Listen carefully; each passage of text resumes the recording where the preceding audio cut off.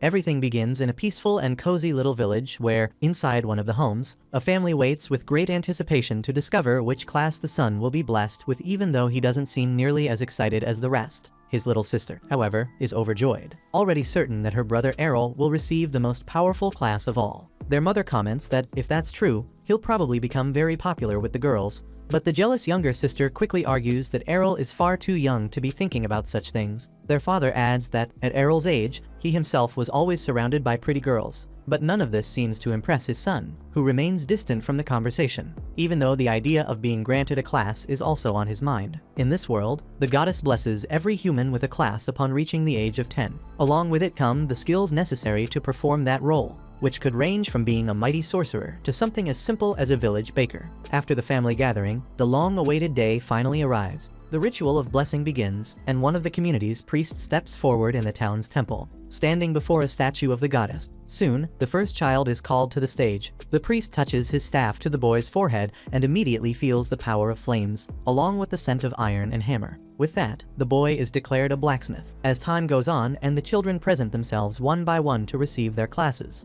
Errol's sister is brimming with pride over their family's bloodline, convinced it will influence the blessing and grant her brother a powerful class. When Errol's name is finally called, everyone holds their breath, eager to know the future of the village's most famous couple's child, the Sword Princess Farah and the Archmage Leon, both renowned for their advanced classes. On stage, the priest instructs Errol to close his eyes so that he may feel the goddess's blessing, but the boy feels nothing. The priest, too, senses nothing at all. The audience begins to murmur in unease at the absence of any response. After carefully analyzing this rare case, the priest delivers his conclusion.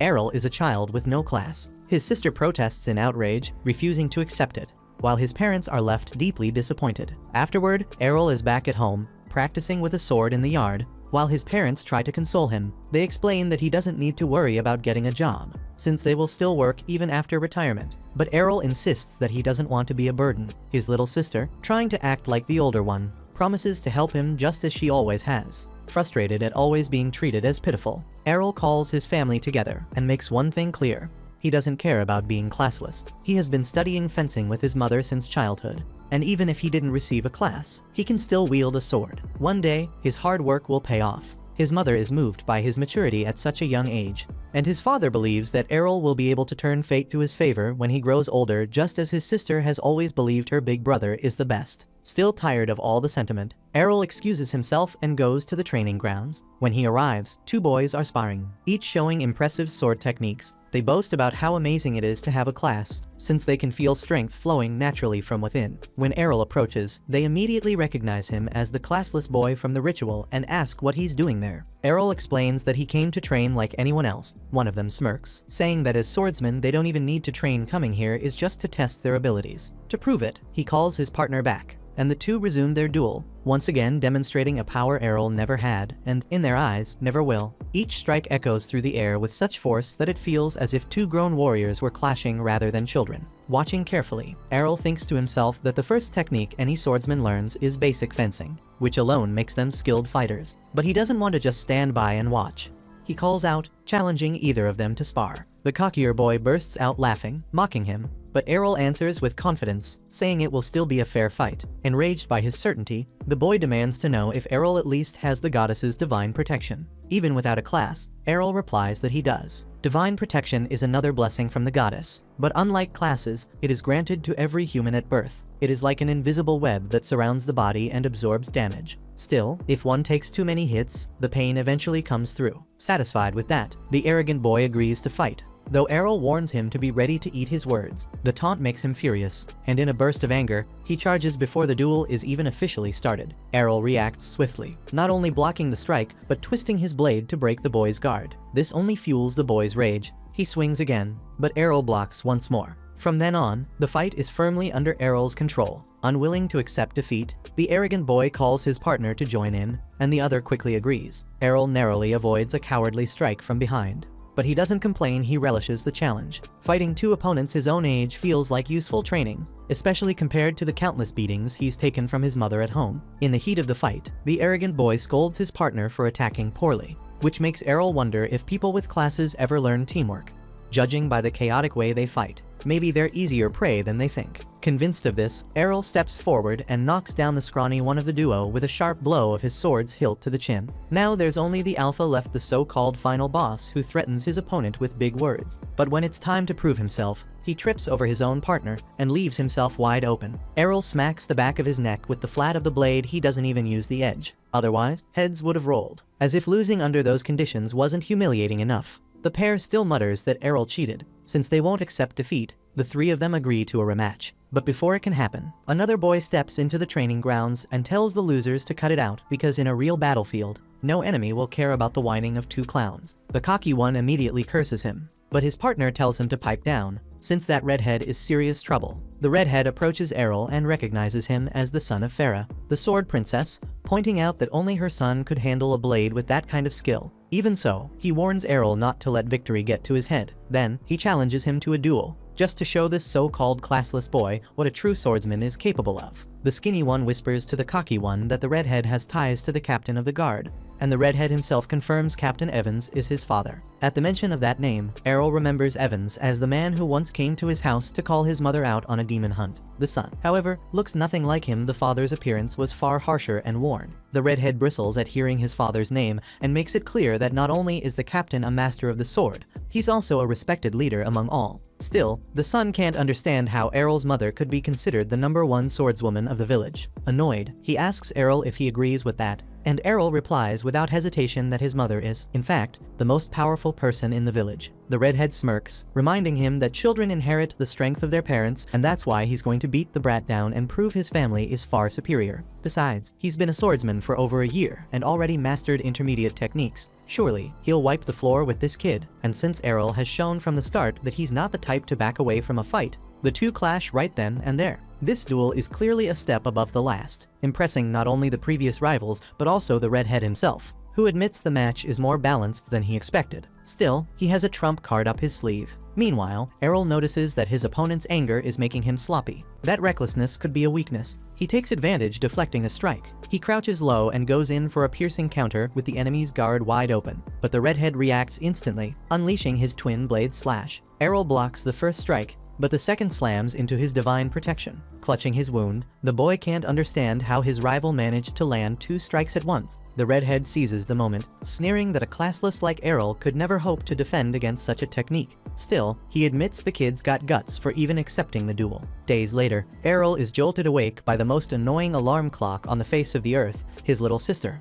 Half asleep, he jumps up and accidentally headbutts her, which ends up being a kind of accidental revenge. At breakfast, she begs her big brother not to push himself so hard in training, because one day, she'll create a world where he can live in peace. Hearing that, Errol can't help but laugh warmly before heading out. After he leaves, she worries aloud he's been staying out late every day, coming home beaten and bruised from his relentless training. To calm her, Farah takes the girl to a chest full of broken swords, every one of them snapped during Errol's practice. In other words, the boy knows how to handle himself. Still, even reassured, his little sister promises to make the world a better place for him. Meanwhile, Errol dives into his daily training and shows he's mastered the twin blade slash. Turns out, he let himself take a beating just so he could study and learn the move. Right on cue, a goblin jumps out from the bushes to ambush him. Errol ends it swiftly using that very technique. But then, a deep, chilling roar echoes from within the forest. It signals something far worse lurking in the trees. Terrified the village might be attacked, Errol rushes toward the guards, but the desperate scream of a child pulls him straight into the woods. There, he finds none other than the redhead lying wounded. Standing before him is a hobgoblin, a monster that never shows up in these lands. Several larger goblins lie dead around the training grounds, proof that the redhead fought them off before. Sizing up the hulking enemy, Errol realizes he needs to focus more on his footing than his wrist. Timing will be everything. With that in mind, he steadies himself, adjusts his stance, and unleashes the twin blade slash at the perfect moment, bringing the beast down. Afterward, he notices the redhead's holy water smashed on the ground. Without hesitation, Errol hands over his own flask, letting him restore his divine protection. The redhead recovers almost instantly, only to demand how a classless like Errol managed to perform the twin blade slash. Calmly, Errol explains that he had to train hard to master such a complex move. He also points out that he studied how the redhead used it again and again during their fight, and it was by enduring those blows that he managed to learn it later. Finally, Errol adds that he still wants a rematch. And this time, the redhead accepts because after all, The boy had just saved his life. Since that's how it was, the two of them wasted no time and clashed right then and there. Right from the start, both unleashed the twin blade strike at the same time. But Errol's power carried one extra slash, so when two cuts from each fighter canceled each other out in the collision, that final strike broke through and landed squarely on target. The redhead scoffed, reminding him that the skill was called twin blades, not triplets. Errol just shrugged and explained that he didn't bother with such limiting details. What mattered, he said, was shaping a technique so it served you better in the heat of battle. The redhead wasn't about to accept a lecture from someone without a class. He raised his sword once more, recalling how he had learned fencing from his father, Captain Evans. Losing wasn't an option, not to anyone, and especially not to a boy who hadn't even been granted a class by the goddess. One way or another, he knew one thing for sure. He'd have to stay sharp against this opponent. And yet, even though he had sworn to watch out for that third slash of the twin blade, he fell for the same attack again and lost the duel. Breathing hard, he asked if Errol had gone easy on him in their last fight, because this time he was clearly much faster than before. Errol shook his head and explained that it was thanks to his rival that he'd been able to see his own limitations and push past the weaknesses that had cost him that first defeat. A few days later, over tea in the evening, Farah mentioned to the family that Evans's son had left for Brescia that very day, a place known as the City of Swords where Farah herself had once been part of the local guild before she married. Hearing that, Errol felt a pull in his chest. He longed to go to a place like that too, but the thought haunted him. How far could someone without a class really go? Even so, one thing was certain: he wanted to find out, and the only way to know was to try. Speaking of Brescia, that's exactly where a group of travelers is arriving by carriage. Since it's the ideal city for anyone who carries a sword, the passengers can hardly hide their excitement. One woman in the group proudly declares herself a dual-blade swordswoman, while a young man beside her boasts that he's a barbarian. The woman invites him to form a party with her, but the man quickly makes it clear he has no patience for people who wear such ridiculous outfits into battle. She calmly explains that her class requires agility, so she has to wear as little as possible in order to move swiftly. One way or another, the argument between them is already heating up. But before things escalate further, the carriage is suddenly surrounded by orcs in an ambush. The driver, trying to keep things under control, politely asks the adventurers to put their skills to use. As if the horde wasn't enough, among them looms an orc king, a massive beast who clearly won't be easy to bring down. The barbarian knows full well it would take a squad to topple that monster, but the swordswoman, clutching her child, begs him to fight. Still, the man refuses, shoving the mother aside, and just like him, the dual-blade swordswoman abandons the carriage and flees. That's when the last passenger, a quiet young man who hasn't said a word until now, steps down from the vehicle and faces the enemy. As he charges forward, his hood falls back and the crowd realizes it's Errol. The others watch in stunned silence. His skill in battle is so extraordinary that it feels more like watching a performance than a fight. His speed, his technique, the way he moves through the orcs, it's less like a warrior fighting and more like an artist dancing through a deadly stage, cutting down enemies with unmatched grace. When he slips free from a ring of dozens of orcs, the driver no longer has any doubt. That counterattack is none other than the legendary Blade Dance, a technique belonging only to the Sword Princess class, even if only women are supposed to possess it. Finally, Errol faces the Orc King. In one blazing charge, he leaps at the beast just as it swings at him and drives his blade straight through the creature's skull. With victory behind him, he turns back to the driver and simply asks that they resume the journey. He wants to reach Brescia as soon as possible to train and become even stronger. The driver, still in awe, remarks that perhaps the young man is already strong enough. Meanwhile, the little boy from the carriage pipes up, asking what class such a powerful warrior belongs to. When Errol answers that he doesn't belong to any class at all, everyone is left speechless. 5 years earlier, Errol was training in the yard with his mother. After he executed a technique, she remarked that it looked just like the twin blade slash. He admitted it was, though she wasn't entirely sure it was late, and she was too sleepy to tell whether she was awake or dreaming. Even so, she couldn't quite believe that her son, born without a class, could truly pull off such a powerful technique. Calmly, Errol explained that he had mastered it simply by practicing, that this was no dream, and that he intended to learn many more techniques the same way. He asked his mother to teach him a few sword princess abilities, so that once he had mastered them, he could travel to Brescia and discover how to make use of it all. Hearing this, his mother couldn't help but smile proudly, insisting that despite everything, her son was a true prodigy. And then Errol is brought back to the present. The driver announces that they've finally arrived in Brescia. As he enters the City of Swords, the boy is overwhelmed by the sheer number of swordsmen scattered everywhere, not to mention the countless advanced classes among them. He even finds it curious that the driver was able to recognize certain things about sword techniques that someone in his profession normally wouldn't. When asked, the man admits he's actually a holy knight, an advanced class. Fighting every day is exhausting, so sometimes he takes on carriage work just to clear his head. It's a life that Errol himself had never considered, though he admits it does sound like an interesting hobby. In any case, the driver advises him to start by joining a guild, since most swordsmen in Brescia make a living by winning battle tournaments, and you can only enter if you belong to a guild. Errol agrees, explaining that his goal is to face the strongest warriors around. But the Holy Knight warns him to tread carefully. Some guilds in that city are far more ruthless than they appear. After parting ways with the man, Errol wanders the streets and sees two armored warriors recruiting people for the cavalry, a noble guild made up of knights. Nearby, two women invite anyone with a blade to join the sword road. Even thieves and hunters are welcome. In the middle of it all, a girl sneaks up on Errol, but stumbles and falls when he abruptly changes direction. Though she's never seen him before, she acts as if she's been chasing him for ages, shoving a contract in his face and demanding he sign it to join her guild. Errol brushes her off and starts to walk away, but when she grabs his belt and refuses to let go, he can't help but point out that no one gets that desperate to recruit unless they're part of some rookie guild starving for members. The girl insists her group is actually famous, and what's more, if he joins, he'll even get the chance to go on a date with the beauty standing right in front of him. Errol flatly tells her he has no interest, growing irritated when he realizes she acts exactly like his sister, full of herself, even though she's flat as a board. Setting his annoyance aside, he asks which guild is considered the most powerful in the region. Though clearly offended at being ignored, she admits it's probably the Black Blade, boasting 8 rank a swordsman. Without wasting any time, and following the stranger's instructions, Errol arrives at a grand mansion. He introduces himself to the guard and declares his desire to join the Black Blade. The guard informs him that before anything else, he must take a test at the reception desk. So, Errol makes his way there and finds a line of candidates waiting to participate in the admission exam. Excited, he waits eagerly for his turn. When his moment finally comes, he's asked about his class and bursts of laughter echo from the attendant when he answers that he's classless. After all, this guild only accepts advanced swordsmen. The clerk promptly dismisses him. Errol insists, even asking them to make an exception, confident that he could pass the trial, but the man behind the desk simply shrugs. Rules are rules. Suddenly, an rank swordsman strides into the reception hall, stealing the attention of everyone present. The candidates watch in awe at the advanced warrior's presence. Errol, on the other hand, couldn't be further from that recognition. As a classless, he's left with no choice but to try his luck elsewhere. Yet no matter where he goes, he's immediately turned down, never given even the slightest chance to prove his abilities. After a pause to mourn his failure, he recalls the letter of recommendation his mother gave him. She had told him to deliver it to her old guild. They might give him a helping hand. Just then, the same annoying girl from before shows up again.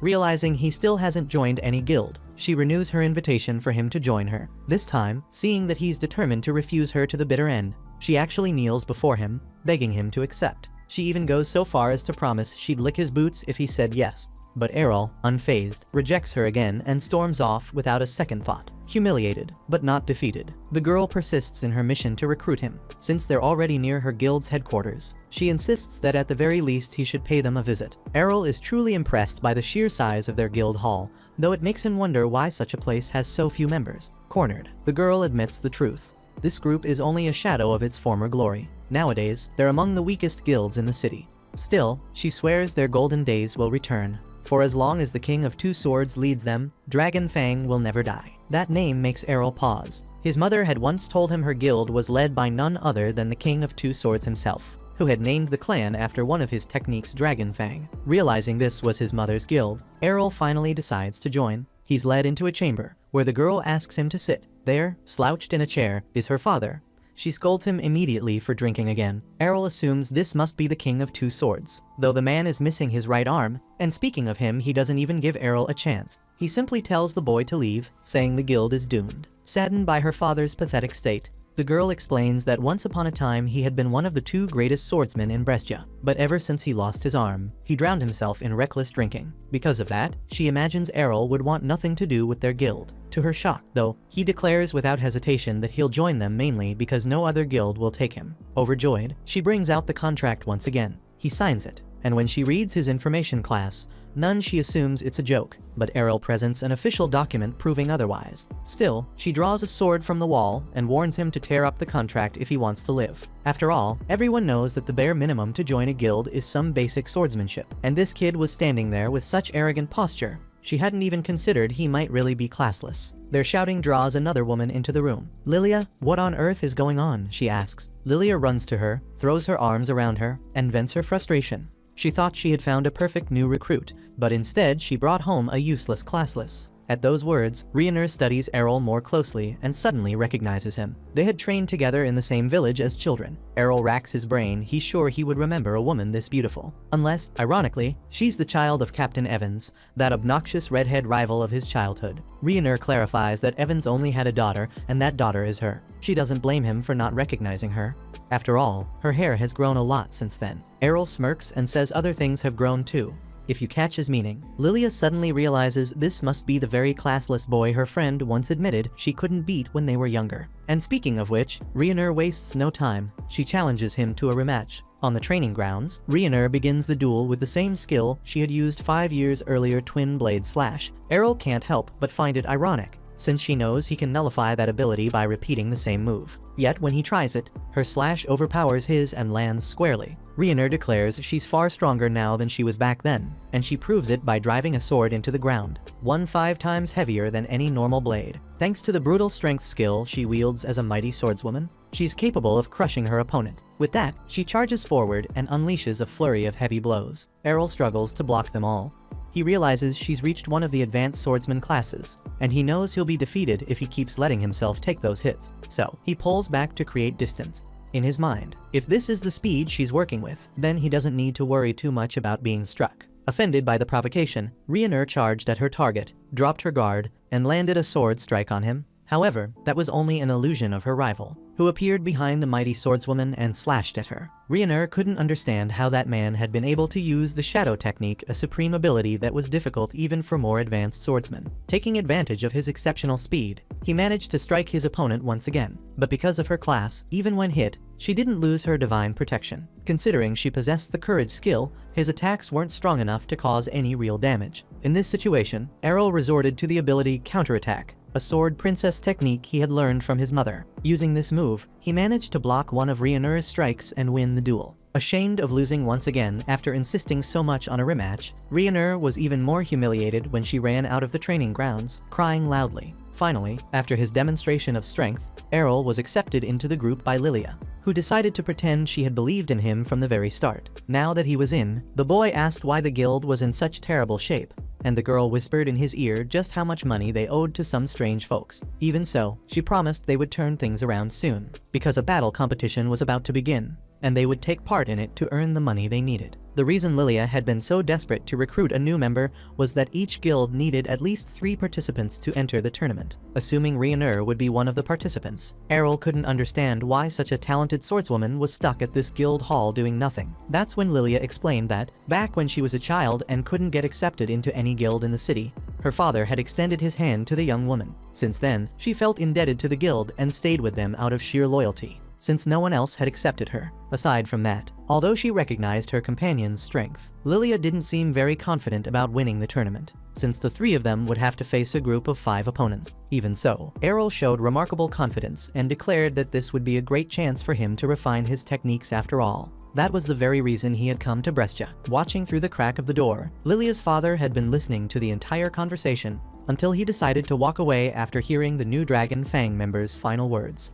When he wakes up the next day, Errol takes a few seconds to remember that he joined his mother's guild. After getting ready and going down to the hall, where he meets 2 of his teammates, he comments that it's been a long time since he last slept in a real bed, so he slept like an angel last night. He glances at Rhaenyra and figures she's still in a bad mood because she lost to him. Once everyone is gathered, Lilia has an important announcement to make.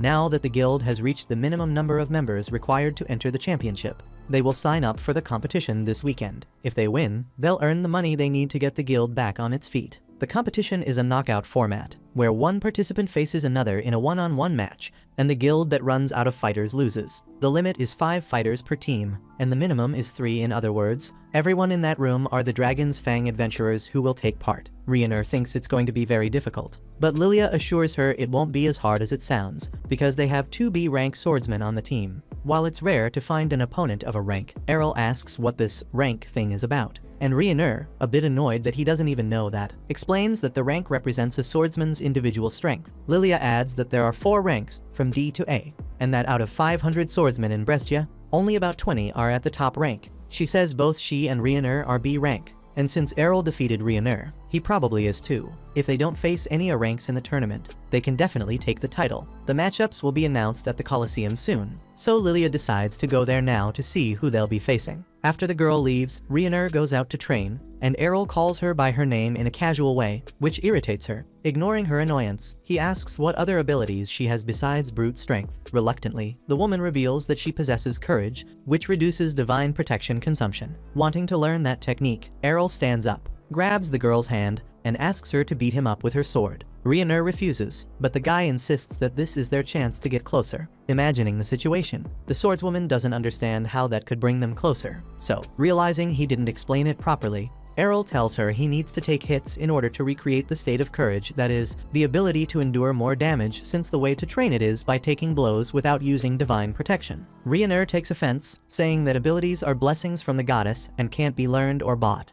But Errol reminds her that she herself saw him using the twin blade slash that she possesses. Because of that, he ends up convincing her, and the two go to the training room. Rhaenyra offers her sword but doubts Errol will really be able to wield it, since the weapon weighs 5 times more than a normal one, and he doesn't have brute strength. Even so, Errol easily draws the sword and says it's not just about brute force. For example, he developed twin blade slash and the shadow technique through daily training.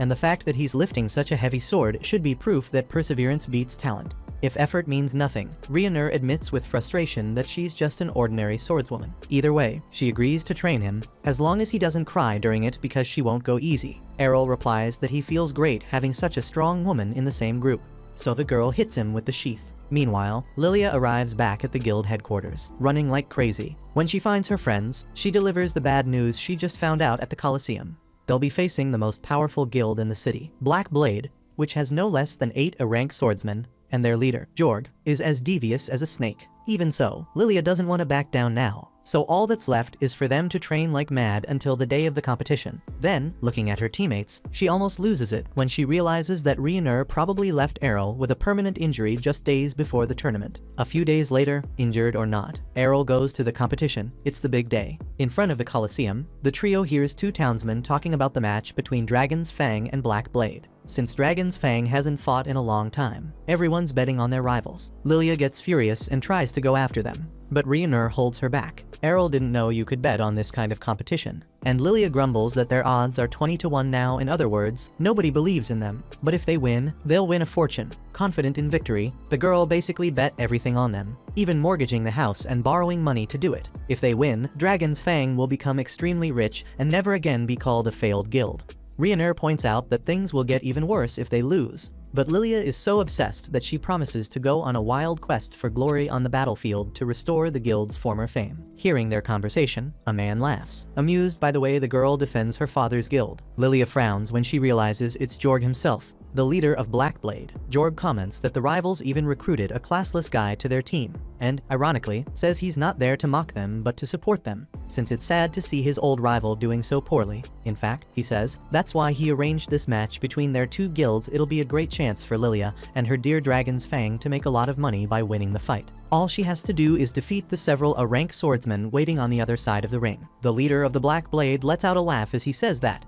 but his opponent insists that she's going to win. In the end, the man mockingly praises the girl's bravery and warns that he'll see for himself how much courage she really has once the fight begins. Either way, the long-awaited moment finally arrives for the entire population of Brescia, who had been eager to see the city's currently strongest guild face off against another that, although no longer the same as before, was once responsible for countless victories in the past. Errol checks the duelist bracket and doesn't see the rival leader's name on the list, so he assumes they're giving him an easy time. However, Lilia gets nervous and reminds him that absolutely all of them are Ranka, not just Jorg. Errol, meanwhile, remains calm and sees this tournament as a chance to learn new abilities. Lilia grows even angrier, since the guild's future depends on this stupid tournament, and Errol mutters that she's the one who bet everything they had on this mess. In the meantime, the first duelist of the afternoon is called Gio, the fencer from the Black Blade, against Errol, the classless. The crowd falls completely silent the moment a classless is announced in the ring, until a general murmur begins questioning how this guy could have the nerve to accept a challenge of this level. Gio, arrogant as ever,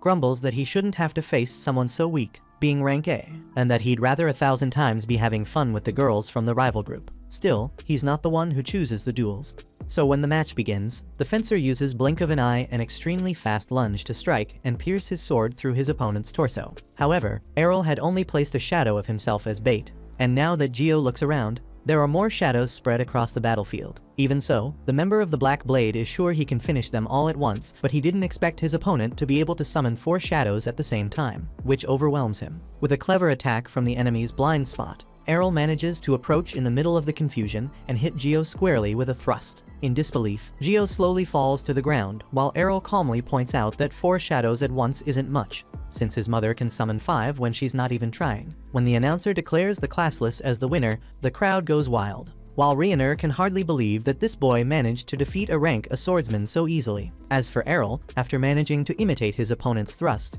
he tells himself he needs to practice that technique better. And Jorg, after seeing with his own eyes what the opponent is capable of, loses that mocking look on his face. In his next duel, after being attacked fiercely and managing to gain some distance from his opponent, Errol launches the twin blade slash and defeats another rank A. Then, facing an extremely fast fighter who uses kicks as a surprise element, Errol relies on his shadows to stay untouched and fool his opponent, once again winning the match with a quick attack from behind. After that, Rioner doesn't even know what to say about what she's seen. Lilia, on the other hand, gets excited at the possibility that Errol might beat everyone, since she personally wouldn't stand a chance against those guys. Next, Errol faces his 4th opponent, who, besides having a huge shield that keeps him well protected, has an extremely high natural defense, making his divine protection resemble an almost impenetrable armor. Even so, the Dragon Fang fighter stays focused on the battle, because since he can't break through that divine protection all at once, he'll have to hit the man repeatedly to wear it down little by little. Nervous for not being able to hit Errol, the shield bearer accuses him of not being classless at all, and when Errol explains that one can achieve miracles with training, he refuses to believe it, insisting that it's impossible to surpass someone who has a class when you don't have any. To prove his point, the tank fakes a sword strike and spins to attack with his shield. Errol then uses his prediction technique, the hardest of all the abilities his mother taught him to master, by reading his rival's movement and kicking the shield. Errol disarms the opponent and now has a clear path to victory. By the way, in response to the man's doubt, Errol confirms that he actually learned how to deliver that kick in the previous fight, then gives another free demonstration by slamming his shin into the big guy's stomach. In disbelief, the man keeps insisting it's impossible to learn such complex techniques so quickly, and Errol fully agrees. Truly learning to use them as abilities takes time, but when it's just about copying a move, it's possible to do it immediately, to some extent. Speaking of which, Errol picks up the rival's shield from the ground and, combining the blink of an eye charge with this new weapon, delivers a powerful shield blow that defeats his target and ends the fight, with yet another duel ending without the Dragon Fang member even being touched. The audience starts accusing Errol of lying about being classless. In response to the accusations, the committee organizing the championship decides to reveal the competitor's class record for everyone to see, using a crystal orb that identifies the class contained in the participant's record. The organization proves to the public that Errol truly doesn't belong to any class. As a result, the crowd falls in love with the boy who was supposed to be the weakest, but who has instead shown himself to be unbeatable in the competition. On that note, Lilia complains that Rioner didn't tell her earlier how overpowered that guy is. Otherwise, she would have pawned all her father's secret weapons and added them to the bet. By the way, the clever girl then decides she's going to marry him, since he'll be the one to restore her father's guild's honor. However, despite the girl's excitement, the competition was not over yet. The last challenger of the afternoon was called to the ring, Master Swordsman Masamune. Errol was impressed by his opponent's rare sword, which had a long, curved blade. He asked if it was a katana, and Masamune confirmed. Rioner wondered if this man was an Eastern samurai, a highly advanced class. When the fight began, even though the samurai hadn't even touched his sword, Errol could feel an overwhelming intensity coming from him that made him realize that approaching this guy recklessly could mean his end. For some reason, since the opponent hadn't taken a single step, Masamune decided to reveal his strategy to lure Errol in and finish the duel with the death strike. Hearing that, Errol took a few steps forward. He didn't want to stay stuck in that standoff, and besides, he was eager to learn the samurai's deadly move. The Black Blade said it was impossible, since the moment he used the strike, Errol would already be lying on the ground. Even so, the classless boy trusted his speed and kept moving forward, while his opponent still hadn't drawn his sword. That made Errol wonder if the death strike came straight from the sheath. This stalemate caused great hesitation in the boy, who didn't know whether to use his shadows after all. The target was extremely focused, and there was a risk he'd recognize the real Errol. Even so, the Dragon Fang kept advancing, and when he reached a proper distance, Masamune answered with an EI slash. But to his surprise, Errol managed to move faster than the sword and avoided the attack. Although Masamune was the fastest swordsman he had ever seen in this city, the classless one had been trained by someone even faster. With that, he counterattacked with the storm thrust, a furious sequence of piercing strikes that hit the samurai's back, thus ending the duel and the tournament. Lilia was amazed as she witnessed the most lethal move of the Sword Princess class. While the announcer declared the victory of the Dragon Fang Guild, the audience went crazy after all. Everyone had bet on the Black Blade, while Lilia and Ryuner, on the other hand, hugged each other when they realized they were now rich. After Errol left the ring, Lilia tried to give her friend a big hug, but out of habit, he dodged with his usual speed, making the girl crash onto the floor. Beside her, Ryuner had also been ready to hug him, but quickly pretended that wasn't the case. Noticing her melons, Errol jokingly suggested that she should take off her armor if she really wanted to hug someone. Lilia, in turn, made it clear that she wouldn't mind taking everything off. But when she tried to hug the guy again, she ended up on the floor once more. Meanwhile, watching Errol from afar, Jorg promised he wouldn't let this slide. The winning clan, which had nothing to do with that mess, goes back home to celebrate their victory with a small banquet filled with drinks, as if asking for something trivial. Lilia starts nagging Errol to marry her, since, according to her, she's an older woman ready to satisfy the young man's desires. Out of patience with that chatter, Errol replies that he'd rather marry someone like Ryuner. Offended and embarrassed, Ryuner tells him to come up with a better lie if he's just trying to mess with Lilia. Then Errol asks why she thinks he's lying. She answers that it's because everyone has always said she looks more like a man, since she's always training with her sword all the time. Besides, she feels she doesn't have any truly feminine charms. Looking at his comrade's heaving chest, Errol disagrees. Be that as it may, the warrior says her mission is to become the best swordswoman possible, meaning she has no time to act like a lady. Seeing that her friend doesn't know how to use the best weapon in her arsenal, Lilia realizes she has no competition. She then strokes Errol's thigh and asks to give him a nice, relaxing massage. Immediately, Ryuner becomes even more embarrassed and yells that such a thing is utterly indecent. But mocking as always, Errol says he'd rather have a massage from Ryuner. Later, during training, the man from the clan forgets the massage talk and goes through his daily self-inflicted torture to learn the skills he wants. When someone asks if he isn't going crazy from taking so many hits, Errol explains that only by being pushed to the brink of death will he be able to master the technique of courage, and he wouldn't be able to achieve that without the help of a capable and trustworthy comrade. On the other hand, someone in the clan doesn't really understand the reason for this training. Fed up with that senseless beating, especially after a few drinks, Lilia's father shows up to ask if the boy is training like that to vent his frustration for losing the tournament. His daughter says they beat the Black Blade, but not believing her, the father assumes they must have sent only rookies to that competition. When the girl tells him all their opponents were rank A and that Errol defeated them, the man looks at the classless boy and wonders if he's really that strong. Anyway, when Lilia says she earned a fortune by betting on the tournament and will be able to rebuild the clan, he doesn't believe it at all and acts as if she should just give up. After all, if Errol is as strong as she says, soon he'll be recruited by a stronger guild, leaving Dragon Fang behind again. Lilia promises that won't happen, since she's going to marry Errol. The boy, of course, denies it again, but even though he admits Lilia is an idiot, he also says she's much better than the losers who just give up and do nothing. Then he asks when her father will stop whining and start acting his age, since he still has one arm left. Hearing that, Lilia's father gets furious, grabs the boy by the collar with his remaining arm, and says that a dual swordsman who can't hold two swords is left with nothing but a handful of useless skills. Ironically, Errol replies that he understands the man, since he himself is classless and has no skills at all. When the man lets go of him and leaves, Errol admits that the guy is actually quite strong despite everything, and that it's a waste he's still not fighting. Lilia thanks Errol for the way he spoke to her father, saying that situation should give him a shake. Ryuner comments that Rod is a great person who just needs to rediscover his passion, and soon he'll be back in action. Errol thinks he could learn a few things from a dual swordsman, but since her father isn't in shape yet, Lilia suggests they go to a dungeon. When Errol says he doesn't know what that is, the girls explain that there's a huge dungeon underground in this city, a place full of traps and monsters. Errol gets excited right away, while Ryuner says she'd love to get more experience to compete in the God Sword Cup, the biggest tournament in the city, which determines who the supreme swordsman is. Thinking Errol wants to take part, Lilia gives him a registration form, but he realizes it's actually a marriage certificate, tears it up, and then puts Lilia in a chokehold in revenge. Meanwhile, Jorg had ordered a subordinate to magically spy on Dragon Fang, so he finds out they're going to the dungeon the next day.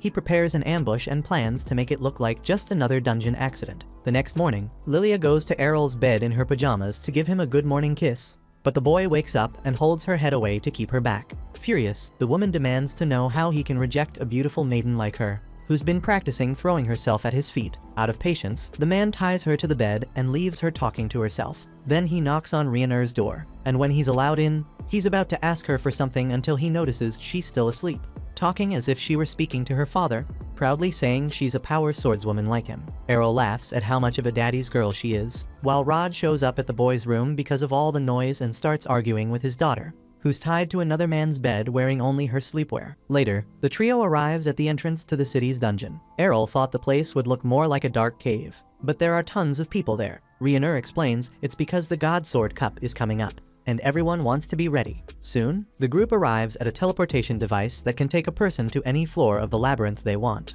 as long as they have already been there before. Lilia, for example, could only go down to the 12th floor, while Rhaenyr could go straight to the 14th. Errol cannot use the teleport, since he has not been physically in any level of the dungeon. Therefore, Lilia offers to take him through the shortcuts until they reach the more difficult floors, while Rhaenyr goes on her own and waits for them to arrive.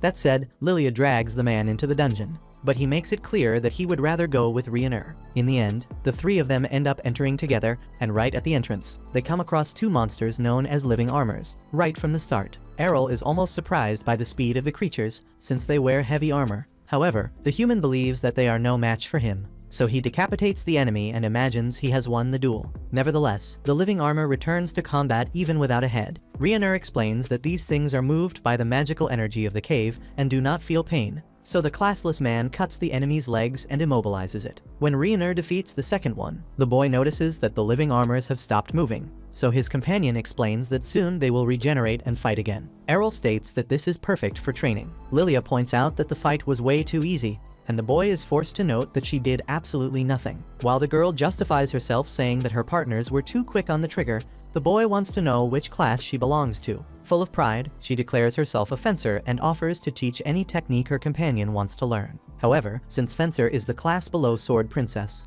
the boy replies that Lilia is useless to him. Shaken by her comrade's cruel comment, Lilia insists that maybe she can at least teach the man to have compassion. Suddenly, the Dragon Fang trio hears cries for help in the cave and sees a young swordsman seriously injured. He explains that he entered a new room for the first time and was caught by a terrible trap, and although he managed to escape, his friends were trapped inside. Rhaenyr immediately offers to rescue them, but Lilia would love to negotiate a reward first, which Errol finds ironic, since this girl wanted to teach him about compassion just 2 minutes earlier. In the middle of that, the wounded man recognizes Lilia as a famous girl he has seen on some magazine covers, and that flatters the maiden, who makes a point of saying that she once posed for sword maiden beauties. The boy mentions the article he read about the rich girl from the failed guild, but that ends up enraging the girl. Seeing that he will not win Lilia over with flattery, the man gives her a bag of money, and then the woman finally agrees to go after his companions. Errol goes with them, of course, but something about that guy makes him suspicious, especially the way the man is bleeding. When Errol lost that much blood, he could barely move without a lot of holy water nearby,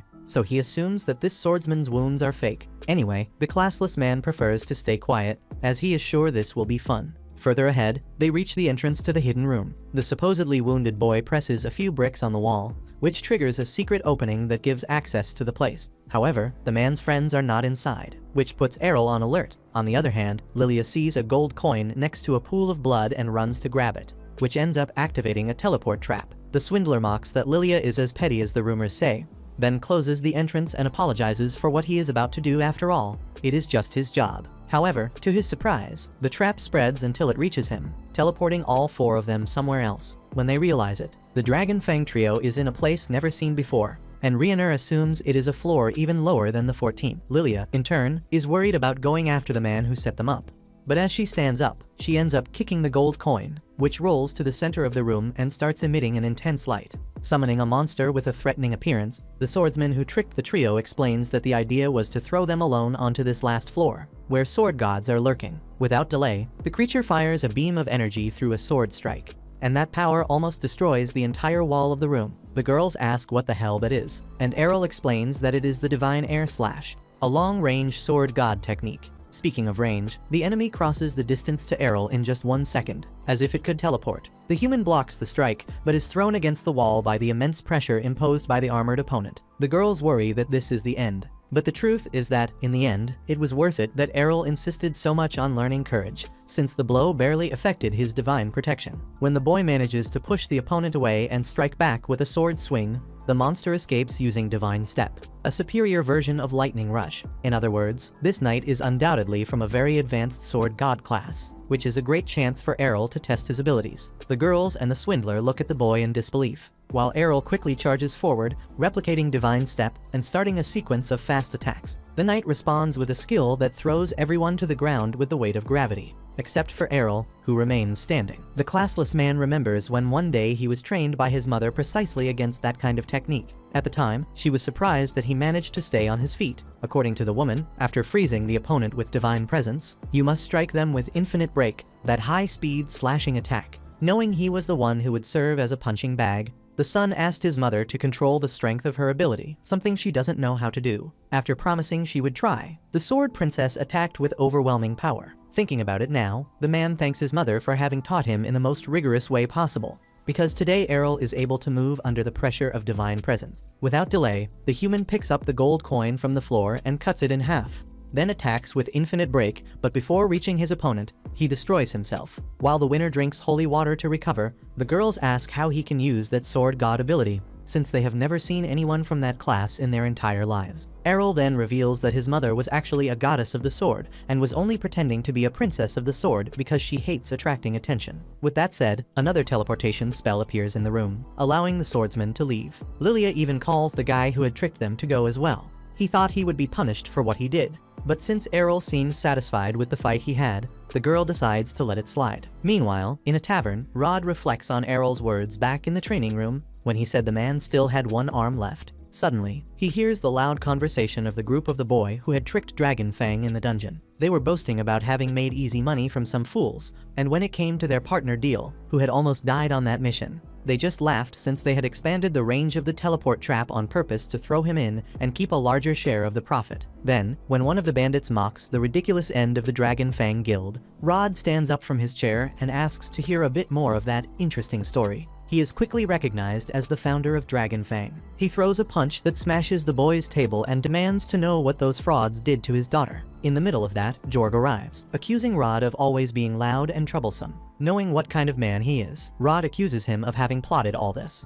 But the leader of Black Blade explains that he only came to deliver some news about a colleague. Unfortunately, his guildmates saw Rod's daughter entering a hidden chamber of the dungeon along with her friends. Enraged, Rod asks if it wasn't enough for that bastard to have taken his arm, since now he also wants to take his daughter. Inconsolable, he tries to grab his rival, but ends up falling to the floor in humiliation. However, to his surprise, the ones entering the tavern at that very moment are none other than Lilia and her companions, who look perfectly fine. Receiving a tight hug from her father, Lilia tells Jorg that they almost died because of him, but they manage to defeat the sword god and make it out alive. Jorg gives himself away by saying it's impossible for those kids to have defeated an enemy of that level. Even so, the brat who had tricked the trio ends up confessing that the leader of Black Blade was the one behind the scheme. Regardless, Jorg insists he won't be punished after all.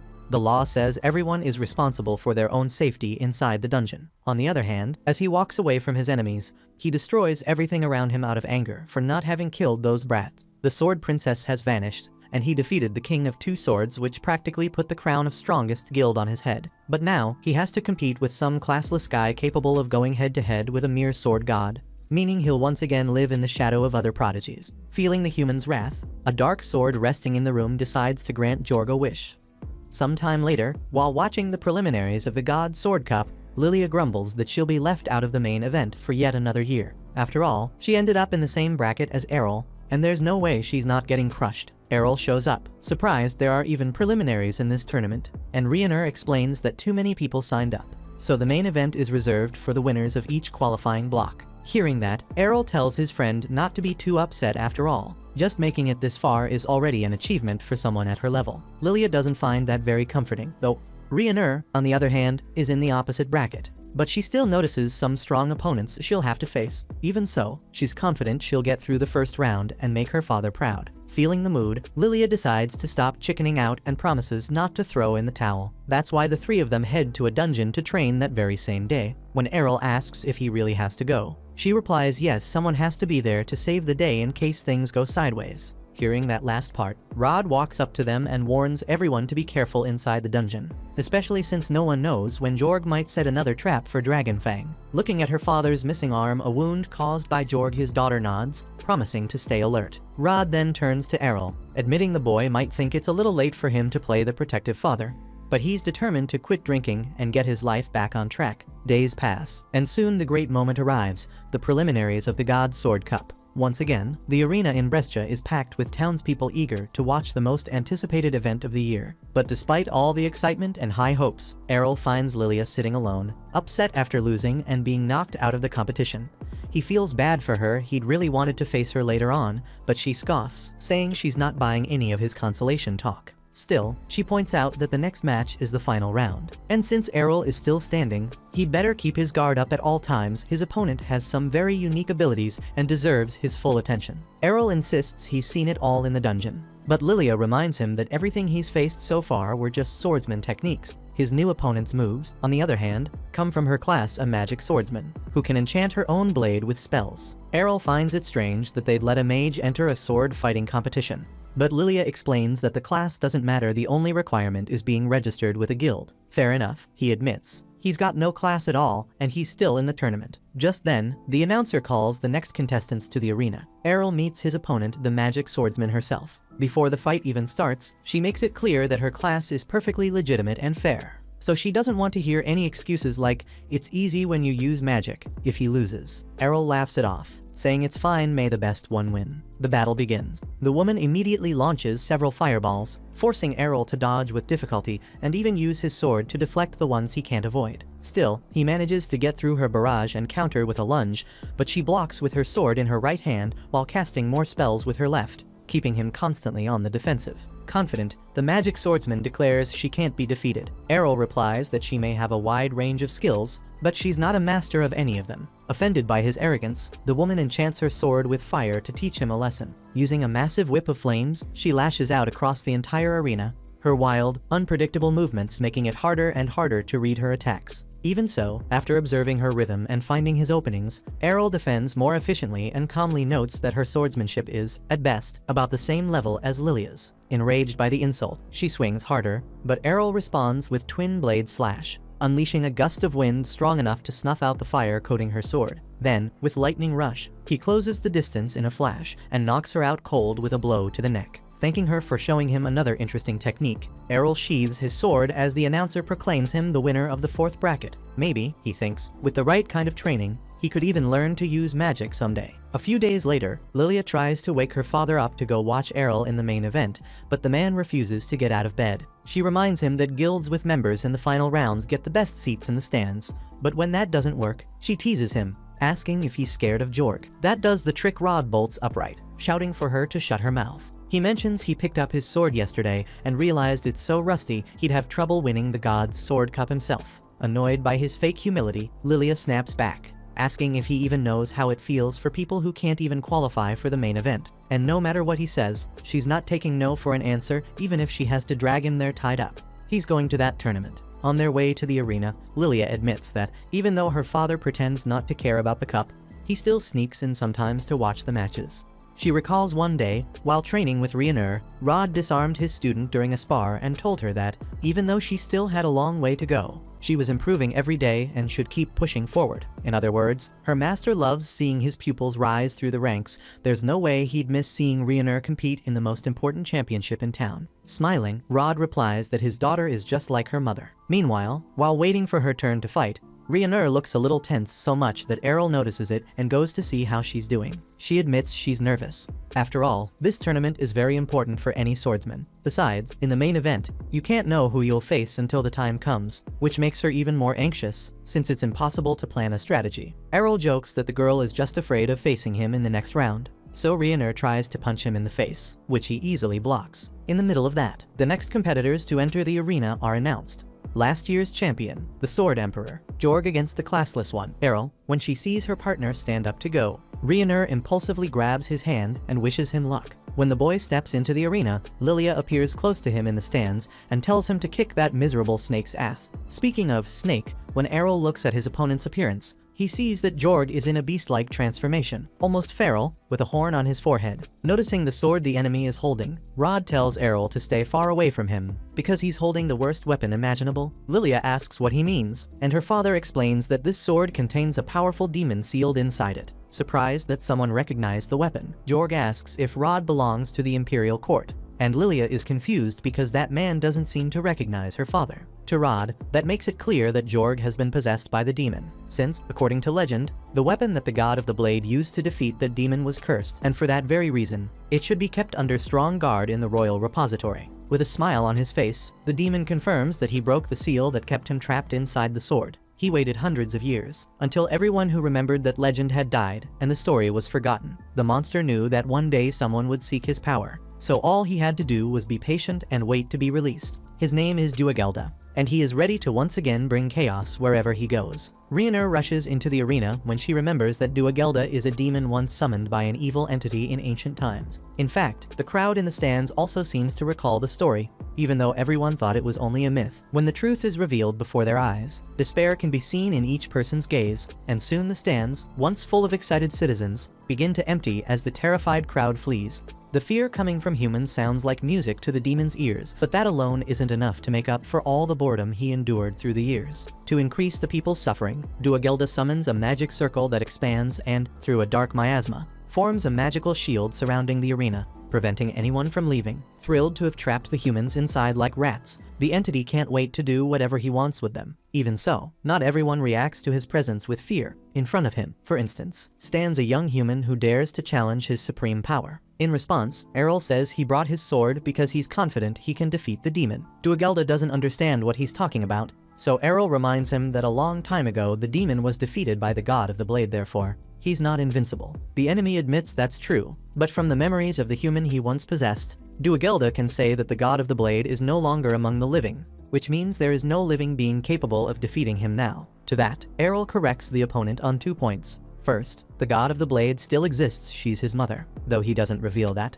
Second, even if he isn't the God of the Blade, Errol can defeat Duagelda. The demon laughs at this absurdity, but Errol charges forward to prove him wrong. With incredible speed, he almost hits the enemy, who has to turn quickly to block the strike. A fight between the two begins, and Duagelda is impressed that this kid just used the Divine Step, a technique that only the God of the Blade possesses. Even so, no matter how fierce the human's attacks are, Duagelda reminds himself that he's possessing the body of the Sword Emperor, and it won't be just any attack that can kill him. Confident of victory, the demon leaps toward his opponent and slashes his shoulder. The powerful blow slams Errol into the ground with tremendous force, and the fall brings a smile to the demon's face. However, that smile fades when Errol simply gets back up, completely unharmed, with the cursed sword still stuck in his shoulder. The human explains that training with Rhaenyra paid off after all. His courage technique has been absorbing incredible amounts of damage. With that said, displaying advanced techniques of a higher class, Errol unleashes Infinite Break, delivering a vast and powerful series of strikes that begin to overload the enemy's defense. Once his guard is broken, Duagelda remembers that this skill was used by the former God of the Blade,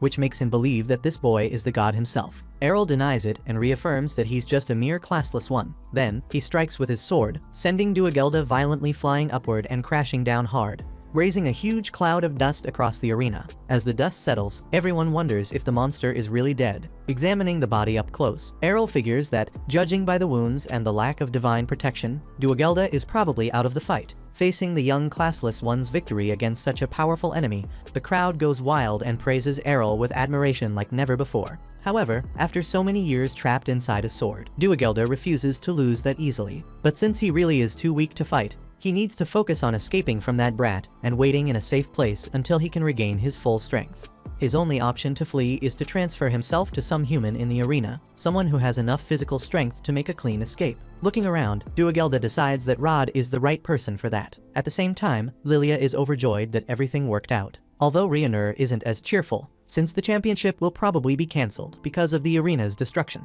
Then, Duagelda's sword shoots toward the members of the Flaming Dragon Fang. Errol saves Rhaenyra, who was in its path, while Rod, as he jumps in front of his daughter to keep her from being struck, ends up being overtaken by the dark power of that cursed weapon, and then takes his own daughter hostage. Upon discovering that the sword is the demon's main body, Errol promises he will defeat Duagelda again, but as the monster reminds him, if the boy attacks, he'll lose his future wife. since her neck is just a hair's breadth away from being cut. Errol argues that he never once decided to marry that girl. But having access to Rod's memories, Duagelda insists the boy is lying, since that girl told her father she was engaged to Errol. Lilia pretends it has nothing to do with her, while Errol decides to kill them both at once and put an end to this nonsense. Seeing that the guy doesn't care in the slightest about the life of that hostage, Duagelda demands an explanation. Then Lilia blurts out that she isn't Errol's fiancée at all, that it's all just a fantasy from her messed up mind. Even so, she begs for her life. But Errol states that the demon can't kill Lilia, even if he wants to. Duagelda finds that ridiculous. However, little by little, he starts losing part of his control over Rod's body, and it becomes clear that the King of Two Swords is fighting against the monster's possession, managing to lift his arm and thus free his daughter. Rhaenyra doesn't understand how that's possible, so Errol observes that, unlike Jorg, Rod's body barely changed when it was possessed, which makes it clear how resistant he is to the invasion. By the way, with great effort, Rod admits that he would have given in to the power of Duagelda's sword if he had been tempted a few days earlier. But lately, everything has changed in his mind, since after meeting Errol, Rod became convinced that anyone can regain their former glory as long as they work hard for it. Fighting to rid himself of the demon's possession, Rod gathers his strength and throws the sword toward Errol. In turn, the classless one strikes the cursed blade several times with the endless break and shatters it into pieces. Sometime later, at the headquarters of the Dragon Fang Guild, Rod trains his soldiers in a not-so-gentle way. Let's just say that his violence as a master is making the recruits only get beaten up instead of learning anything meaningful. Among them is the boy who once set a trap for the group in the dungeon, the same one who decided to join the guild at their invitation. He is terrified of the leader and hides so he won't be seen and end up taking a free beating. Lilia goes to call him out, since he said he was going to get to work. She admits her father has been a bit strict since returning to duty, but still, she thanks Errol for bringing Rod's hope back. Speaking of which, the man asks where Errol is, and the girl laments that the ungrateful guy left the guild, even though everyone knew the two of them were destined to get married. Rhaenyra, by the way, took the same path some time later and never came back. Speaking of the devil, the coachman driving Errol during a trip asks if he's really heading for the countryside, since he's the champion of the Sword God Cup and it's quite unusual for the winners to leave the big city. Errol reveals that he wants to go home because there's nothing left to see in Brescia. Besides, he wants to find out if he has the skills needed to defeat his mother. Hearing that, the coachman laughs and comments that even the champion of the greatest sword tournament is afraid of his own mother. It seems mothers really are the ones in charge of every family. Meanwhile, in the peaceful village where the boy was born, Farah, the princess of the sword, cuts a beautiful rose in her garden and thinks about making a bouquet of flowers to celebrate her son's return. Suddenly, Errol appears behind her and admits that he had been hiding his presence, so he gets a compliment from the woman, who says she only noticed his approach a few seconds ago. Errol says he won the Sword God Cup, and his mother feels proud that he won the same tournament she once did. That said, she steps toward him with surprising speed and tells him to smell the rose. Impressed, Errol realizes he would have already lost if she had a sword in her hand instead of a flower. He acknowledges that Farah can read his mind perfectly, and she replies that of course she can after all, she's his mother. Anyway, if they fight there, they'll destroy the house. So she suggests that they go to the training field behind the mountains. Once there, Farah admits she's dying to see how strong her son has become. Jokingly, Errol points out that this will be the only time his mother laughs like that. Then the goddess of the sword questions the champion's statement by attacking him at high speed with the divine step. This time, Errol was focused enough and managed to block, since he had just seen his opponent perform that same move back in the garden. Next, the man steps back to gain space, and realizing he must attack aggressively not to lose, he charges forward with everything he has. The opponent is impressed by the way he combines the air slash and the twin blade slash. By the way, the son asks which skill she used, and she replies that she just swung her sword because, according to her, she learned from her son how to fight without relying on techniques. Admiring how amazing his mother is, the boy attacks again, and the fight between the two could be heard from the middle of the village. That's how intense it was. Incidentally, Captain Evans, Rhaenyra's father, hears all that noise and is startled. The forest around the training field is turning into a disaster because of the clash between mother and son. After being surprised that the boy was using the swordsman's air leap, Farah responds with a divine presence, but just as he had done against that powerful enemy in the depths of the dungeon. When he was caught in the magic trap, Errol manages to block the attack with relative ease. Since that's the case, Farah raises the level of the fight. Soon, when the two opponents meet again in the middle of the battlefield, both use the infinite break at the same time, the special ability of the goddess of the sword. At that same moment, Rhaenyra arrives in the village and starts to think she hasn't met anyone yet because of the strange noise she heard along the way. When she knocks on the door and is greeted by a child, she assumes it's Errol's sister, introduces herself, and says she came looking for him. The girl replies that her brother isn't a milkman to be chasing cows, and that certainly wasn't pleasant for Rhaenyra to hear. Jealous, the child says her brother isn't home and makes it clear he's not interested in seeing a cow, almost slamming the door in the woman's face, but Rhaenyra stops it in time. While the little girl yells that she doesn't know how to speak cow language, Farah appears, calling out to Mira not to be rude to their guest. Errol asks what Rhaenyra is doing there, while Mira runs to give her brother a tight hug after he's been away for so long. The girl comments that both of them look pretty beaten up. So they explain that they had a duel one in which Farah was defeated thanks to a small advantage in physical condition that Errol currently has. Rhaenyra finds that incredible either way, considering his mother is the goddess of the sword. Errol admits that's true, but understands that his mother's current strength isn't the same anymore, so it's not like he can feel too proud about it.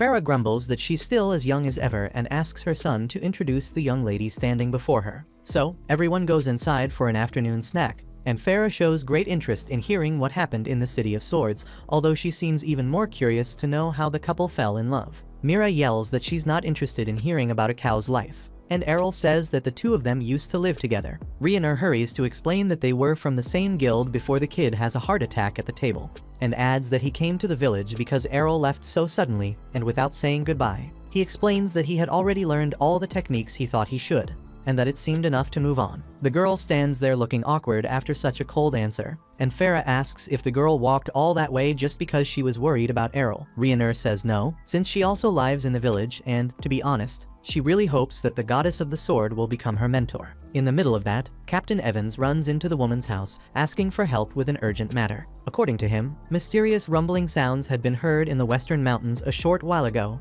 and when he went to check the area, he saw countless trees cut and smashed along the way. Farah makes something up and says there's no need to worry, it was just her defeating a monster. Relieved, Evans finally notices his daughter and asks what she's doing in Miss Farah's house. The goddess of the sword says that the girl wants to learn from her how to become a bride. And while Evans bursts into tears of emotion, the young girl hurriedly explains that she was actually hoping for a few fencing lessons. Since that's the case, Farah says it's a good idea to train both things at the same time. And her father loves the idea, because when his wife died, he swore that he would see his daughter grow up and become a woman, but everything he knows how to teach has to do with swords. And if she could also learn how to take care of a home, nothing could make him happier. In that case, Farah pats her chest and takes the responsibility for herself, while poor Rhaenyra realizes that her opinion there doesn't matter at all. After that, Errol goes to the office of the Great Leon, the Archmage, who is also his father. When asked, the sorcerer explains that he's developing a spell similar to his finishing move. But aside from that, after hearing Mira shouting, he wants to know if his son brought home some cutie. About that, Errol says that she's more than a cutie, she's beautiful, but that doesn't matter. In fact, Errol seems more interested in saying that he defeated his mother in a duel, and that he would really like his father to teach him how to use magic, already expecting this moment to come someday. Leon explains that it's impossible, and that the boy should give up. Back in the kitchen, Farah tries to teach Rhaenyra how to cut a cabbage, but it's obvious the girl isn't used to that kind of task at all. She even takes a battle stance before starting, and ends up destroying the whole table with a heavy swing of the cleaver, breaking Mira's mug too, and leaving the little girl inconsolable. Staying calm, Farah asks if the young woman didn't cook back at the guild, and when she admits that she always left that to whoever knew how to do it, the goddess of the sword begins to realize she's going to have a hard time teaching this girl how to take care of a house. Rhaenyra insists that she would rather have only fencing lessons, so the teacher explains that those who want to become excellent swordsmen must learn to master their mind, body, and technique. For that, it's necessary to learn a lot from everyday activities. Speaking of which, she admits she's happy it feels like she's gained a new daughter. Speaking of which, Rhaenyra asks if Errol didn't have an older sister, and Mira says that the girl left home after saying she would build a world where someone without a class, like Errol, could live peacefully. Rhaenyra agrees that the classless suffer a lot of prejudice, but she really doesn't think Errol is the kind of guy who needs help to solve any problem at all. In Leon's office, father and son fix a piece of furniture using household tools. Errol asks if Leon couldn't have fixed that easily with magic, and he says that his wife loves it when he smells like sawdust. But since the boy is dying to see magic, the father picks up his daughter's broken mug and uses the reconstruct spell to make it as good as new. Later, while the two are tidying up part of the outside of the house, Leon insists that his son should give up on using magic, since not everyone has magical energy, a special aptitude required to cast spells. Even so, Leon admits that maybe nothing is impossible for a classless who won the goddess of the sword cup. When opening the old chest where they keep the swords, Errol broke during his training over the years. The father points out how dedicated the boy has always been, and that he never repaired or threw away those weapons because he wanted to have proof at home of how true that is. Now, truth be told, not having magical energy for a mage is the same as wanting to be a swordsman without hands. Errol asks how his father can be so sure that he doesn't have mana, and Leon explains that if he did, the boy would have been declared a spellcaster on the day of the blessing. Even so, Errol is sure he does, because he discovered it when Rioner used to beat him every day at the guild. Leon grows worried about the kind of relationship his son is in, but the boy explains that he asked to get beaten up to develop the courage skill. Anyway, back then, to restore the divine protection he constantly lost, he had to drink holy water like crazy, which made Lilia furious, even though he'd earned so much money from the bets on the championship he won. And since Errol wanted to ruin his body anyway, the girl showed him some old potions from the storage room that she had no idea what they were. But maybe, if he was lucky, they could be holy water too, or at least something similar. Thinking that training with his internal organs poisoned would be a great way to build endurance, the classless boy decided to take his chances and downed the entire potion in one gulp. After drinking it, he felt something recovering inside him, but it wasn't the divine protection. The father guesses it was his son's magic energy and believes that, if that's the case, he'll be able to teach magic to the boy, something he's always wanted to do, since he's always been jealous of Farah teaching swordsmanship to the kid and not being able to do anything similar for him. To put what was said to the test, Leon asks his son to focus on the energy inside his body and try to release it, imagining it sliding out through the palm of his hand. After a few seconds of trying, the archmage started to worry that his son had been mistaken. But in the end, Errol managed to release a little bit of magic, though the effort he made caused him to fall backward. Leon explains that his son may have won the Sword God Cup, but when it comes to magic, let's just say he's still nothing more than a baby who needs hundreds of times more energy to achieve what he wants. To accomplish such a feat, there's a long road ahead, with intense training. With tears running down his face, Leon confesses that he never wanted his boy to give up, and that the fact he's always so persistent, even when it seems impossible, is what makes his father so proud of the son he has. Later that day, Errol goes to a shop and drops a large amount of gold coins on the counter to buy all the mana potions available. With that stock in hand, the classless boy devoted the following days to the tireless training of his magical abilities, gradually improving his capacity to cast spells. Considering that his magical energy was quite small, the work ahead of him was enormous. But that didn't stop the young man from staying focused on his goal. 6 months later, Errol was able to display as much mana as a regular spellcaster. But to start using spells, he needs to study magical language,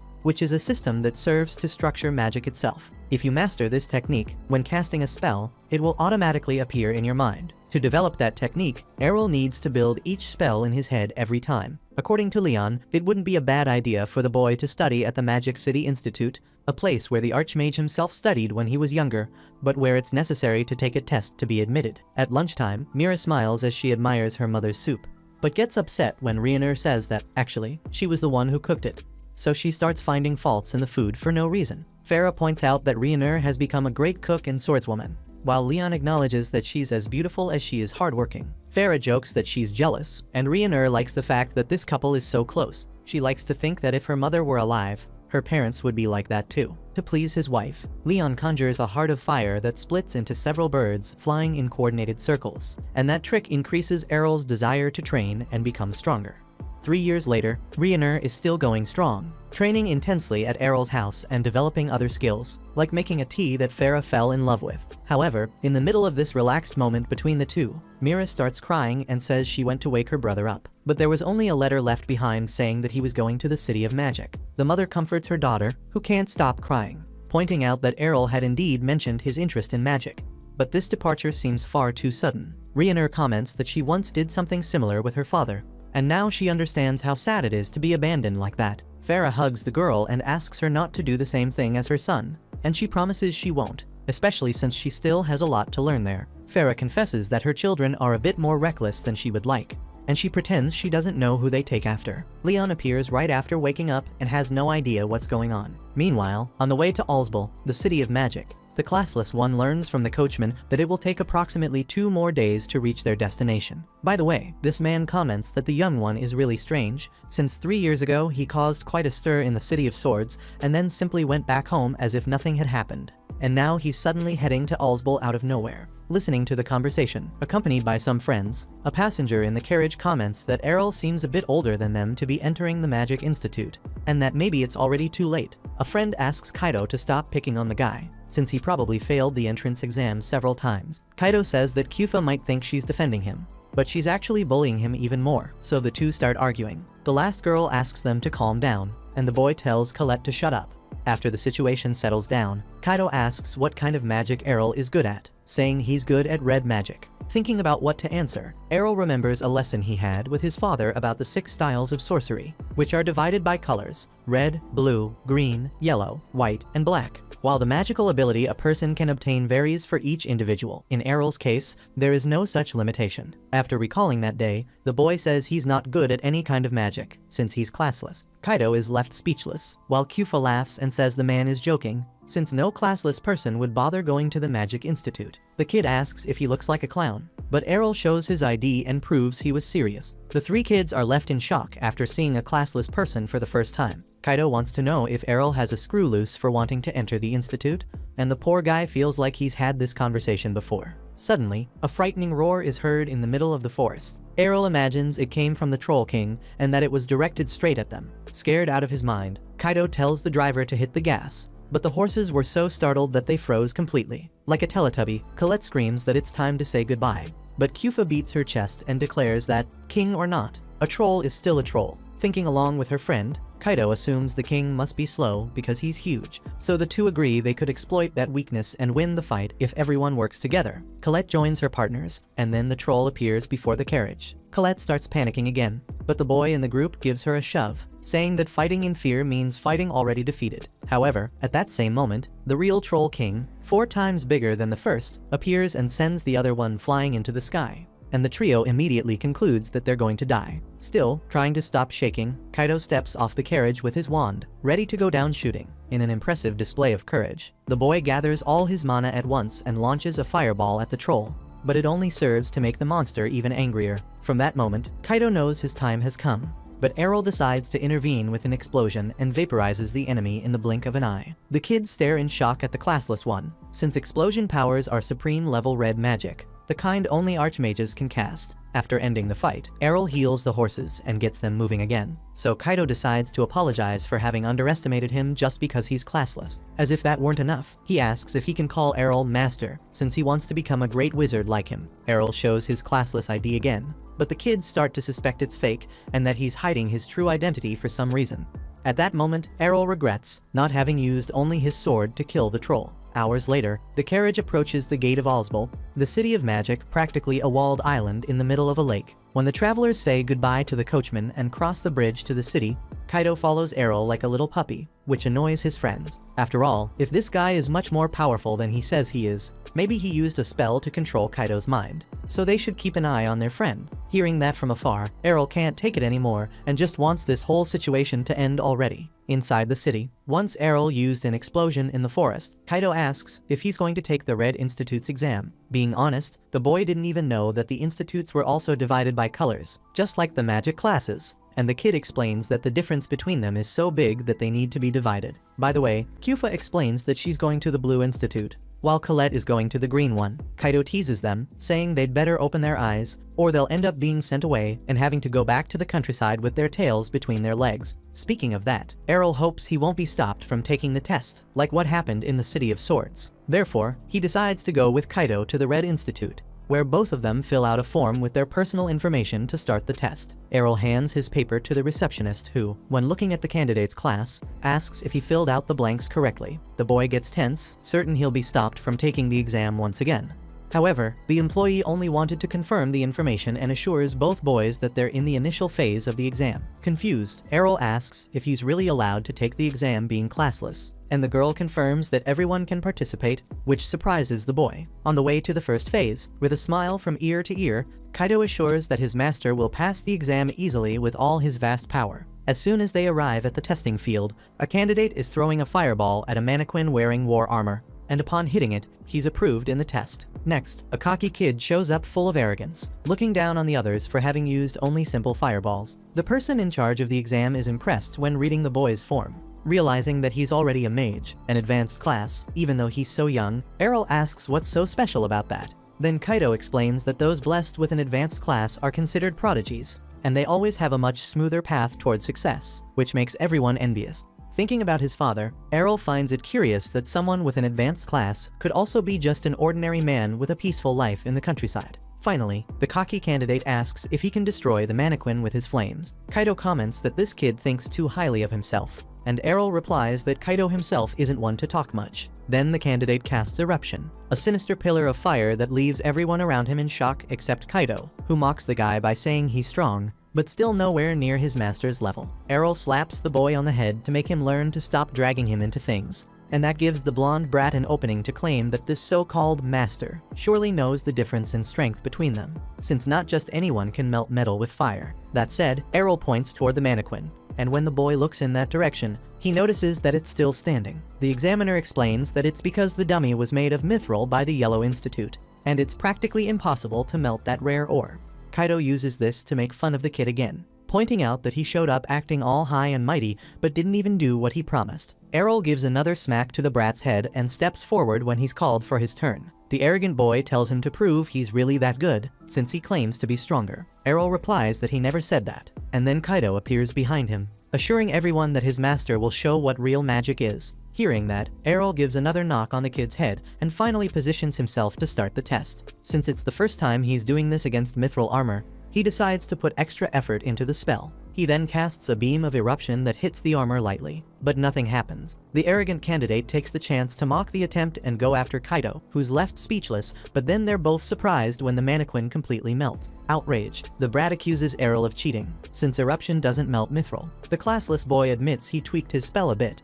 Instead of using the standard force, he compressed the flames to reduce their spread, leaving the brat speechless after being approved. Errol decides to move on to the Blue Institute. Arriving there, Kyufa had just hit the mannequin with a water ball. When she sees him, she asks why he's there, since he had decided to take the Red Institute's test. With no time to answer, he's called for the test, then fires several ice spears that shatter the mithril mannequin into tiny pieces. Next, only the Green Institute remains, where he finds Colette crying in the entrance courtyard. She says she's so nervous her legs feel like jelly, so much so that she hasn't even registered for the test yet. She confesses that, unfortunately, she's the type who gets very nervous when she has to perform. And truth be told, her two friends have helped her a lot up to that point, but since this test is individual, now the poor girl feels a bit lost. Speaking of that, she asks what Errol does to calm down in such tense moments, but he replies that he's never felt that way. In fact, he asks the girl to describe the feeling, and she imagines it's anxiety caused by the fear of failure. Errol asks if she's never failed in life, and she assures him it's quite the opposite. She fails so much that she'd rather avoid it altogether. The boy doesn't understand why she feels that way, since he himself also fails and loses many times in front of others. The classless one explains that, in most cases, your life doesn't end because of a failure,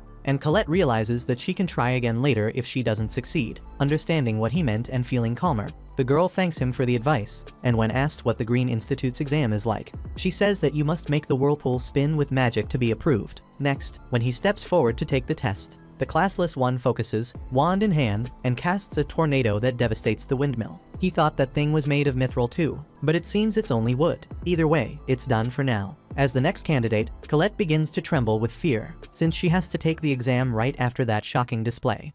However, she looks at Errol and remembers what he said, that failure doesn't determine your life, and that it's almost always possible to try again. Filled with confidence, the girl steps forward and makes the whirlwind spin. After leaving the Green Institute, Errol goes to the yellow and then the white, and he passes both. Lastly, he arrives at the entrance of the Black Institute and finds it strange how much it looks like a ruin or an abandoned mansion. After walking through the door, he finds a cardboard box with some strange creature hiding inside. Out of nowhere, a visibly agitated woman appears, asking about her dear Gui. Errol says he heard a noise coming from the box, so the woman finds the creature and explains that it's a chimera she created. Then, a skeleton touches Errol on the shoulder from behind and welcomes him. Errol instinctively decapitates the monster, which leaves the poor thing outraged. After picking up her skull and putting it back in place, she explains that she's Latalia, a beautiful member of the Institute's staff. Errol wants to know where the examiner is, and Latalia explains that there's no test to enter there, since most children don't want to learn dark magic anyway, so basically, whoever wants to join can. When leaving the Black Institute,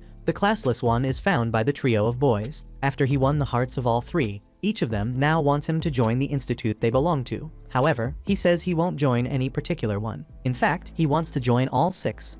By the way, Errol shows everyone the identification card he managed to get from all the schools. Because of that, they ask if the schools didn't talk to each other about it, and Errol explains that they didn't, since apparently the students' information isn't shared between schools. Now, on the other hand, when checking the school's schedules, the classless notices that there are several overlapping classes because of the excess of courses, but it's important to point out that the minimum attendance requirement is only 20%. And that the main focus of the curriculum is the tests, so he could do well if he gets good grades on those exams. Colette comments that it doesn't make much sense to want to take the test without even showing up to class, since the most recent information isn't written in the textbooks, and that to truly go deeper into the subject, it's necessary to listen carefully to what the teachers have to say. In that case, Errol borrows the boys' notebooks so that he can get around this problem, and they're happy to help. However, the kids ask how he's going to handle the remaining schools, and he answers that the black magic school won't be a problem, because when he checked the school's curriculum and saw that it was just a blank sheet of paper, Latalia said it was fine, since they don't have any classes at all at the Black Institute. From what he heard, all the lessons there are learned by the student alone, whatever that means. Anyway, the white and yellow schools are still left, and since he won't have access to the materials for those courses, the only way is to show up to more classes. That said, Kaido invites his buddy to join him for the first class at the Red Institute. Said and done. The two arrive in the classroom, where the boy gets overly excited about his new life. He asks where they're going to sit,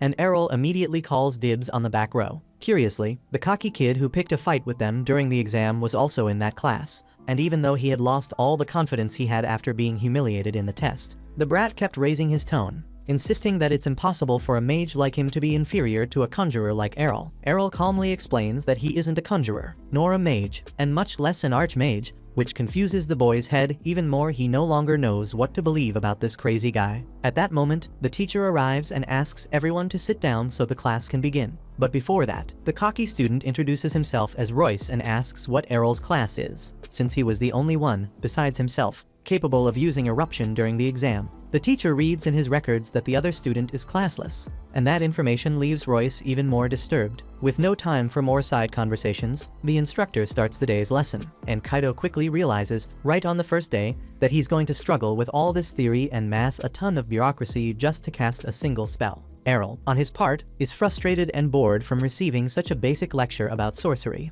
and while copying the material into his notebook, he thinks it would be much more practical if conjurers were blessed beforehand with all this information already memorized. Speaking of which, the teacher explains that many students haven't completely memorized this content, and that the reason they can still use magic is because of their natural abilities. On the other hand, having a deep understanding of sorcery makes life even easier, helping the user understand the best moment to use each type of spell and allowing them to control their mana better. Besides that, as students progress, someday they'll be able to turn their basic spells into more advanced powers. Kaido comments that that's what Errol did, and the classless one is surprised to find out that it was considered an advanced technique, while remembering that his father used to mix and shuffle spells every day as if they were pieces of a puzzle. In the next scene, at a training field, while stretching alongside Colette, Errol concludes that he gave the in-person classes a chance, but none of them offered him anything new. Still, he thinks the Green Institute is quite interesting, mainly because of this practical training where they need to practice flight magic. Colette is surprised that her friend has never done that, considering he's already capable of much more advanced things. About that, Errol explains that he had a rather peculiar education like the day he showed interest in flight magic, but his father, who's terrified of heights, ended up forbidding that kind of spell. Speaking of which, the teacher introduces herself to begin the lesson. First of all, the students must imagine themselves levitating on a current of air, maybe even spreading their arms and imagining they're birds, if that helps. Errol figures this exercise is more for those who already possess the flight ability, while he, on the other hand, won't be able to actually perform it just by imagining in his mind what was said. When he looks to the side, he sees Colette overjoyed that she managed to fly for the first time. In fact, she loses control and falls on her backside, which makes everyone look at her, but following her friend Errol's words, she had promised she wouldn't be afraid of making mistakes anymore. And that's exactly what she's putting into practice. Errol reflects that Colette quickly grasped the concept and will probably evolve a lot if she keeps practicing. And since practice is the only path, the classless focuses on finding some different solution to take flight. That solution was conjuring a tornado beneath himself, which worked as a spring to launch him high into the air. In the end, he crashes onto his back with such force that it creates a small crater in the training field. While Colette helps him get up, Another student approaches to point out how terrible the two of them are at what they do. To show how it's done, the guy floats with impressive smoothness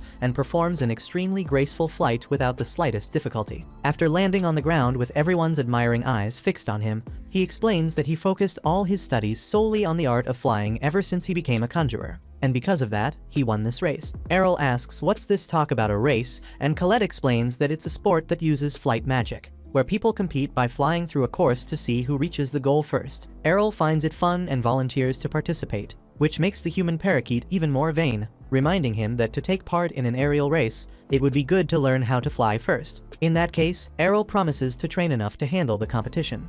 But since there are only 2 months left until the next race, the parakeet assures him it takes 6 months to truly learn to fly, so it would be better for him to focus on facing him only next year. When the student leaves, Errol thinks about which spells he will mix to speed up his flight training, since, according to him, 2 months are more than enough for him to master this technique. At night, after dinner, instead of going to sleep, the trio of young mages gathers at the school. Kyufa explains that he asked for Kaido's presence to have some extra protection, since several rumors have been circulating about a terrifying figure that appears at the school during the night. The boy is scared to death by this story, which makes the girl remember when he couldn't even go to the bathroom alone. It's funny that she's the one pointing fingers, since she herself has been hiding behind Colette ever since the three of them met. Kyufa justifies himself by saying he was only protecting his comrade's rear guard, and then an argument between the two almost begins. But Colette reminds them that it's not a good idea to make noise at this hour. Speaking of which, the ghostly figure the boys were talking about suddenly appears at the window. The apparition opens it, and when Colette starts screaming, we see that it's a hooded man who covers the girl's mouth. Kaido threatens to roast the ghost, but the man removes his hood and reveals that it was Errol all along. He asks what the kids are doing there, and Kyufa asks the same question back, full of anger. In that case, the classless one explains that he's been practicing his flying every single night in this area since the day he decided to take part in the next race. Kaido worries the guy might have a breakdown from taking on so many commitments one after another, but Errol assures him he's taking care of his health. In fact, he was sleeping during most of their conversation. The fact that he can practice while asleep will be the key to mastering the flying technique within the deadline, since that way he restores his mana and energy while developing this ability. Using a well-known saying, it's like killing 2 birds with 1 stone. Speaking of development, Kaido laments that he hasn't gotten stronger since he started taking classes, so he would like to train on his own, just like the one he calls Master. In that case, Errol recommends that the kid first get rid of this bizarre fear of ghosts. Following the classless one's example, Kyufa and Colette also feel motivated to do extra training to reach a higher level.